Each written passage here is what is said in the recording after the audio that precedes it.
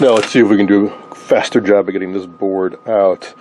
I did pull the tubes, well, except this guy, because it really does make it easier. Just be careful, use a small screwdriver and start prying them up if they're stuck. And I made myself a crude little unwrapping tool, at least to get them started. I did take a chance and order an unwrapping tool off of eBay. It'll be here in a few days. Fingers crossed that it'll work, but meanwhile, I got this guy. So I just went through my hobby tubing assortment and found one that was a right diameter to fit over the stake, and then cut a notch out with nippers and just put it on there and start turning, and it gets it started. I won't take it off, but it gets it started. I'll try to show you on this guy a little better here. Don't worry, when I get the real tool, I'll show you better. All these work, but the tough thing is usually getting them started. Once they're started, we can come in here with our needle nose and kind of work it around. I don't care if a little bit breaks off the end. It almost always happens when I wrap them back on. Just 2 or 3 snug turns is pretty good, and then throw a little solder on there if you want to make extra sure. I went around the board and got a lot of these started already. Let's see if I can get this off. I talked to another guy who works on these. He does have the wire wrapping tool, a good one, and he says you should be able to get it done in less than 5 minutes. Easy if you've got the right tool. So I've been at this about 2 minutes so far. We'll see how I can do with my homemade tool. Alright, I'll put the camera down and finish the job. I noticed something as I've been working on this. These stakes have been opened up. This one wasn't making connection anymore. Sure, that didn't help things. Clearly somebody has been in here. This network has been cut off, and I don't know if they replaced it or just tacked it back in. These stakes have been kind of pried up and soldered back, but they didn't unwrap any of the wires. You can lift the board up a bit if you don't disconnect the wires and you get all the stakes off, but not a whole lot. So maybe they started to and then gave up when they realized they couldn't get very far. I don't know. Something else curious is that there's a ceramic, what appears to be a ceramic cap tacked across the audio and soldered on, which is preventing me from unwrapping the wire. Let's see if that is a production change. Seems a little unlikely because it doesn't have I think the run 4 changes. This has all the parts and the 22K rather than 10K resistor in this position, which means it's an early revision. And the newer revision I'm working on right now does not have this cap. Unless that's an early one and they removed it in later ones, which I guess is possible. I'll have to refer to the service notes. But all that aside, what it means for me is, well, I either have to unsolder it and remove it or clip the wires off and just deal with it later. I imagine they threw that on. I'm sure it's a high value, or a small value is probably to remove some noise from the audio. And there we go, board number 2. These 2 wires were jumpers to other points on the board, and I didn't need to undo the other end, but oh well. It's still pretty filthy. We'll take care of that. Well, there goes some of it. As for the back side, looks, well, I was going to say it looks fine, but, well, I wonder if this thing had a meltdown at some point. It looks like the trace there charred and the board charred. They had to put a jumper wire on it, and also a little bit of funny business over here too. funny business, but I mean, it looks like stuff has been reworked, which is the horizontal sort of freewheel coil. Doesn't exactly set the oscillator. That's done by an RC network, but it kind of helps things work right. Man, that is some horrible soldering.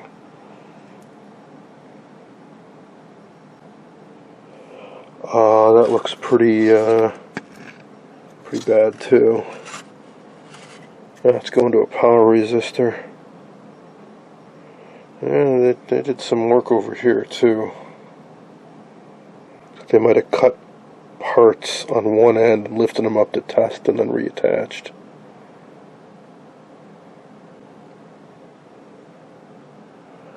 So much easier if you just take the board out. I mean, just in terms of being able to repair stuff like they were working on. So I'm just guessing something malfunctioned in this set and caused that trace to burn. Not sure what it might have been. Just removed all the larger components, the capacitors, the networks, in preparation for giving this a bath. Yeah, I'm going to spray it with some diluted simple green, go over it with a soft brush, rinse it off well with warm water, and then put it in our convection oven on dehydrate mode. Done it before with good results. You can wash electronics. They do it commercially, like for test equipment, like Daktronics does with their scopes. You just need to be sensible about it. You want to make sure you get the moisture out of everything before you power it up. And don't be aggressive around coils or anything fragile. And if I get moisture inside of those, that dual pot assembly, that's something I should be careful about because it doesn't have as good a drainage as some other stuff. But yeah, we'll be fine. And it definitely needs it. Now, one thing I wasn't able to get out is this tube. It's just being really stubborn. So I'm just going to take that shield off. It's simply soldered in at 2 or 3 points below. And then that whole collar lifts off, and then it's just a regular old tube socket, and I can pop the tube out. This is very little to get a grip on, and I don't want to risk damaging anything.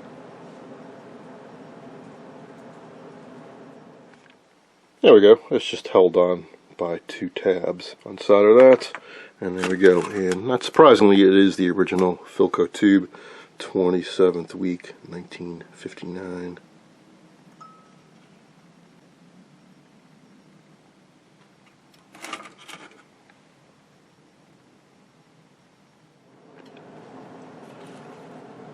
That turned out even better than I'd hoped for.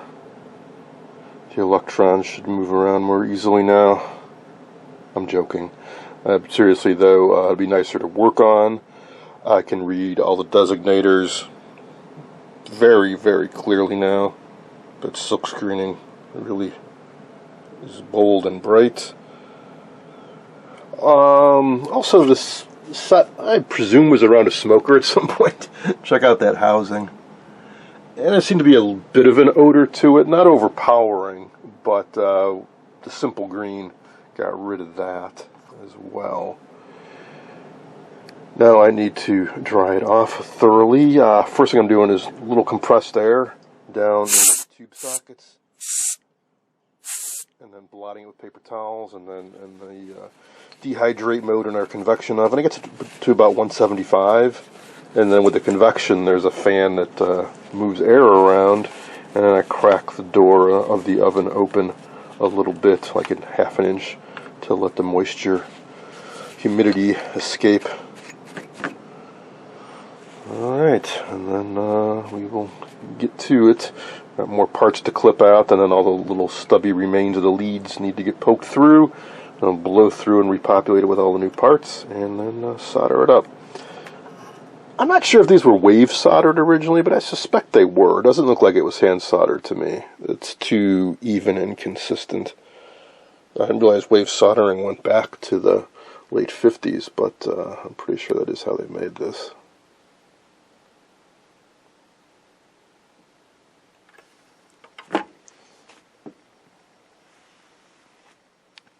One last thing. Let's take another look at this screen printing. I mentioned there was a lot of useful info on here.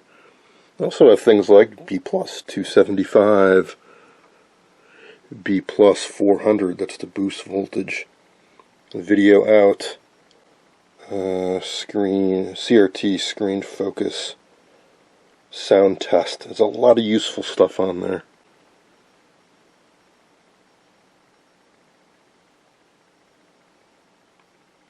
I mentioned about spin electrostatic focus. There is a wire with a plug on the end, and you can plug it on either on CRT screen focus there or focus ground over here. You choose whichever one gives you a sharper image on the screen. All the tubes are labeled as well, 6DR7 vertical out. That's why I break it down to this level, so I can really get in there and inspect everything and make sure everything is correct.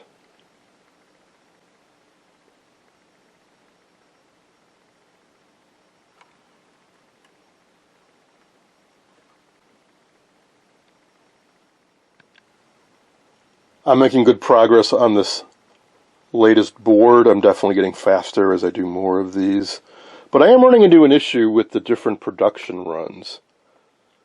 I probably should have put a little more thought into that. Because I didn't realize that when I made up my BOM is that I was targeting, I guess, the first revision,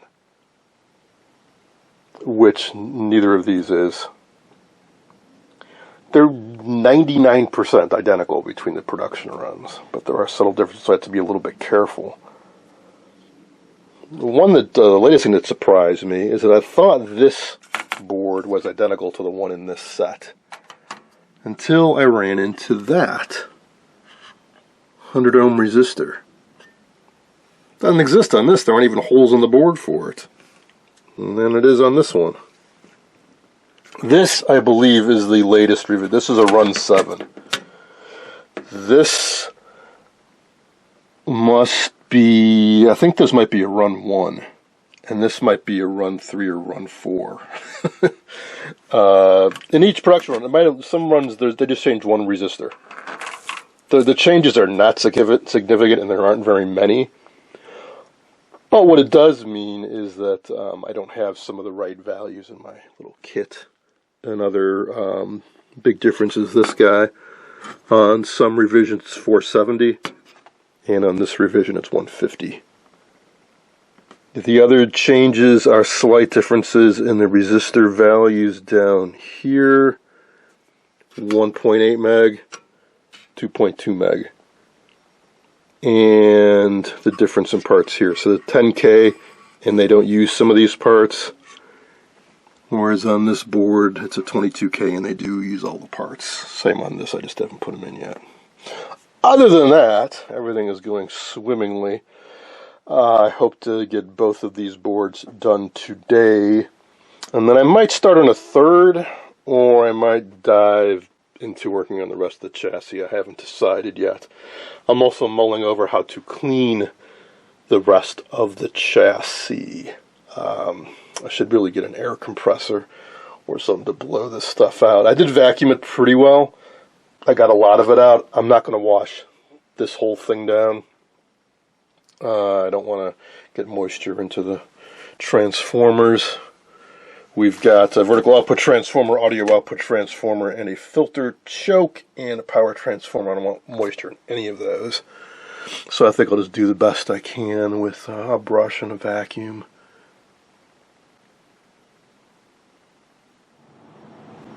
You know, now that we have an 8-foot wide workbench, I don't think 2 Predictas is just going to be enough. So let's get a third one going. We'll call this one Brian. And Brian's got some issues. For starters, Brian is missing a couple feet up front. That's the least of our concerns, though. I do have some that are pretty close to the original for now. I'll just pop one under there just to get it up off the workbench. There we go. 2, Brian's missing an arm. I mean, we have the arm, but the screw inside came loose. So I I'm going to reattach it. In case you didn't know, make sure I got everything on frame here. The arms have kind of two prongs sticking out of one end, and then the other end has a cap that you can take off. And as these go, this is about as good a condition as I've ever seen one of these. So if you want to take them off, take them on, or put them on, you need to start with the end that has the two prongs, and that needs to go into the base. And if you take a look, you see that there horizontally there are two slots. So it's got to go in horizontal, and then you twist it 90 degrees. And then there are 4 little nubs that stick out, and that goes in there. And then this needs to go into the set. No idea how that came loose, but it did. And it makes the screen kind of wobbly, or the CRT, I should say. So we're going to get that back on there. It's 5/16 inch screw. If you ever needed to get in there and work on the picture tube for whatever reason, replace it or whatnot, you would need to do this on both arms to take them off. But we are not hopefully going to be doing that. And I do have the end cap. So, well, actually, I shouldn't say that, because actually the biggest issue this set has is a vertical crack right in the middle. And that's going to be extremely noticeable. Seeing if I can feel it on the front. Not really. That's a stress crack. This set maybe fell forward or was shipped or something, but something put a lot of pressure right in the middle and it cracked the plastic. I was actually hoping that the split came all the way through to the front, because, well, I've got some other screens with a similar situation, and I'm going to attempt to repair them. Otherwise, this is going to be extremely visible when the set's operating. I know that because one of mine, unfortunately, the red one I started restoring a while back, got damaged. And it's even worse than this, considerably. And I have powered that set up, and when this is glowing, it's you can't watch it. It's way too distracting. To demonstrate the set, yeah, it's fine. But if you're actually going to sit and watch it, no. I don't know of anybody who's ever attempted to repair these. Oh, this is a bunch of stress cracks along the bottom. I hadn't noticed that. That's also a really common issue in a number of my sets. Actually, it'd be easier to say, I think I have 1 or 2 screens for 17-inch sets that don't have any issues. They almost all have a crack or stress marks or some issue. These are polycarbonate or acrylic or something. They are not that smelly tenite they use on the 21-inch. These are something different. So they don't smell, they don't get cloudy, but they're brittle. Hence the crack. I did pick up some kind of industrial type liquid adhesive for polycarbonate. What I want to try doing is kind of what they do for windshields if you get a crack, where they force a liquid into the void, into the crack, that hopefully has the same index of refraction, or in this case I actually hope to kind of weld it. In other words, I want to get solvent in there, melt the plastic, and hopefully make that disappear. That's why I'm hoping the crack goes through all the way on one side or the other so I can get the liquid solvent in there.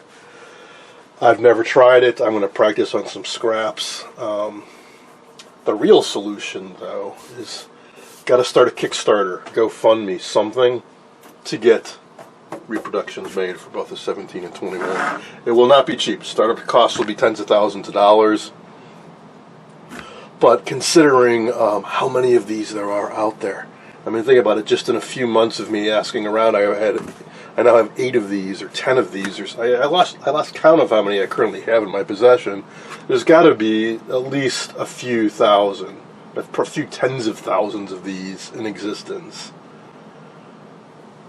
So I got to imagine if... I'm getting way off topic if we want to focus on Brian's.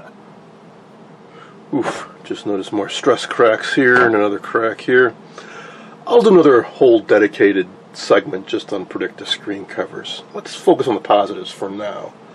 It was a brown princess. Original paint is in really nice shape. All I would do is clean this up, put some car wax on it. This off-white grill is pretty dirty, but that's generally easy to clean up. Channel knob, all the knobs are here, which is fantastic. Channel knobs are one of the nicest I've ever seen. The recessed red V is in really nice shape. As is the trim around the outside. A few cracks, but that's extremely common. And he's got the antenna, and it's one of the nicest original antennas I've ever seen. It's all there. It extends. Great. Let's turn it around. Take a look at the inside. Here it is from the back. Screen cover is in great shape. As I mentioned, the arms are in about as good a shape as I've ever seen. Missing an end cap, but I do have some replicas. We can pop one on there. He's missing the back though, which is odd because he's got the screws. So at some point somebody must have taken it off and it just got separated from the set. And that's kind of a shame, but oh well.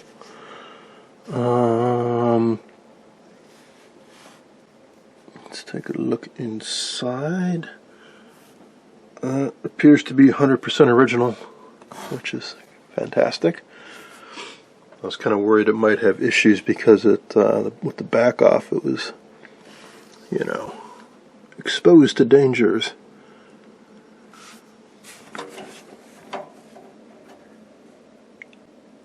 Somebody monkeyed around with this. Well, probably because the back's gone. I don't know what kind of signal source they used, but originally both of these would have had something like this, and they would have hooked into the back, and the back would have screw terminals on it. You wouldn't have something like that. You know, clearly somebody soldered those on. Amazingly, somebody makes replica backs for this. So, I already mentioned it to him, and I'm pretty sure he's going to order one up. Well, this is kind of curious. So I like to have more than one set up here, is so we can compare and contrast. That sure looks like something you would wrap around to secure cabling like they have up there, but it's not going to anything. Oh yeah, this has it too, but this one has been bent. This was doing something. I think,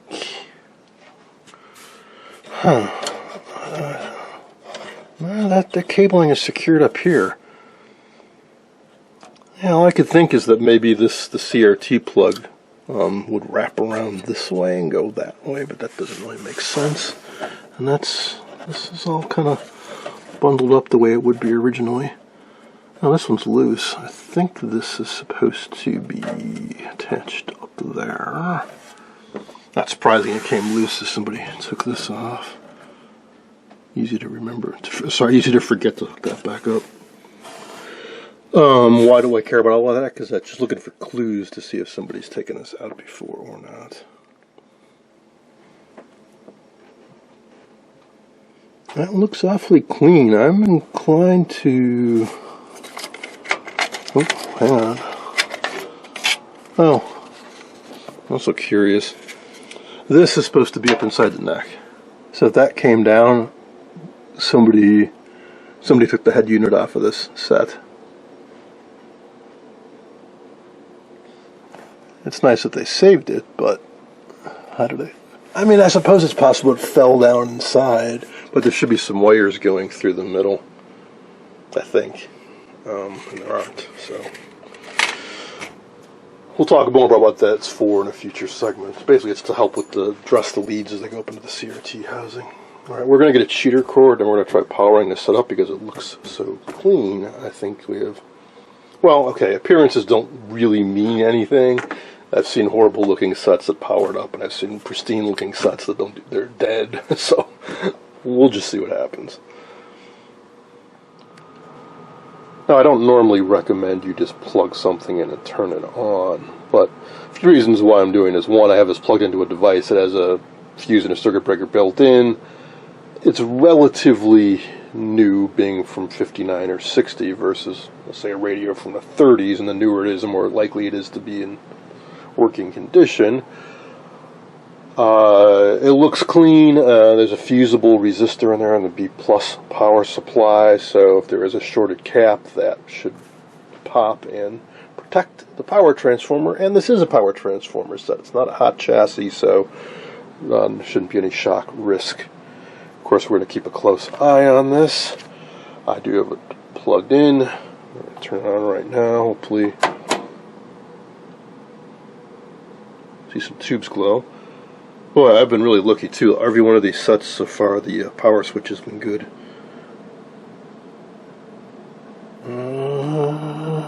Yeah, damper tube, IF tube. Looks good. Alright, let's swing around to the front. Ah, I think that lamp has been burned out on a few other sets I've powered up so far. It's the first one that's glowing. But no indication of sound out of the speaker. Nothing glowing on the picture tube. Let's see, brightness.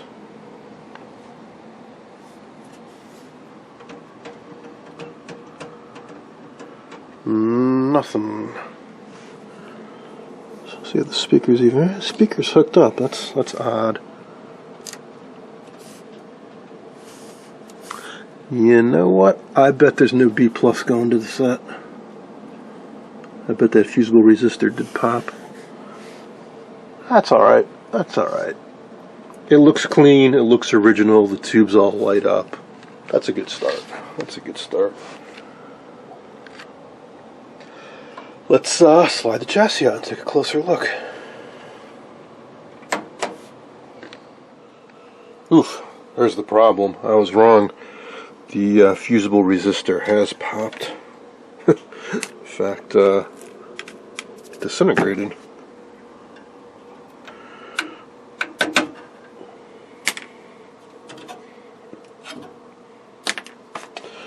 Well, how about we pop replacement in and try again. Now, yeah, it may have popped because... Actually, I'm not even sure it popped. It may have just fallen apart. Well, it'll probably pop. So why would it have popped? Well, I mean, my best guess would be somebody just tried plugging the set in after it sat for a while, and the electrolytic caps, I imagine, are not in the best condition, and after they sit around for a while, they can draw an excessive amount of current, or they could be completely shot, and burn that out. But, you know, we'll see what happens. This one may just pop again, in which case, you know. Okay, here we go again.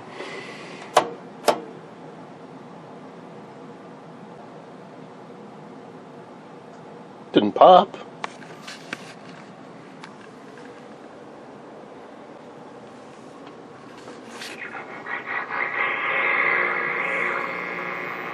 Ooh, oh, we do have vertical deflection. Just took a little while to kick in.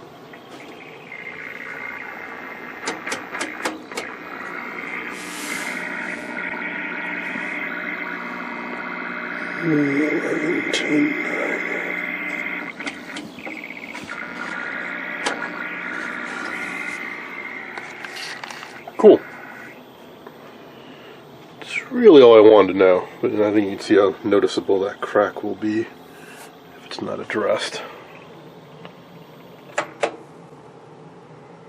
So we know the flyback is good, we know the picture tube is good, we know all the power transformers good, all the critical components are good, so full steam ahead with this set as well.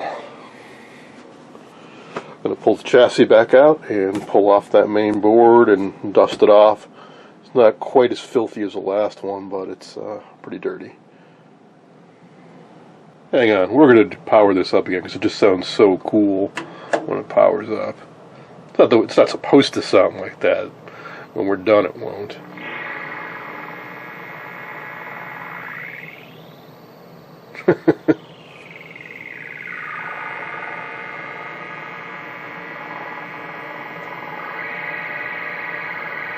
Notice the image is getting, or the raster is gradually getting better and better. That's those old caps that have been sitting around for who knows how many years. of not being powered up. If they still have some life left, it will gradually get better. The height should gradually increase.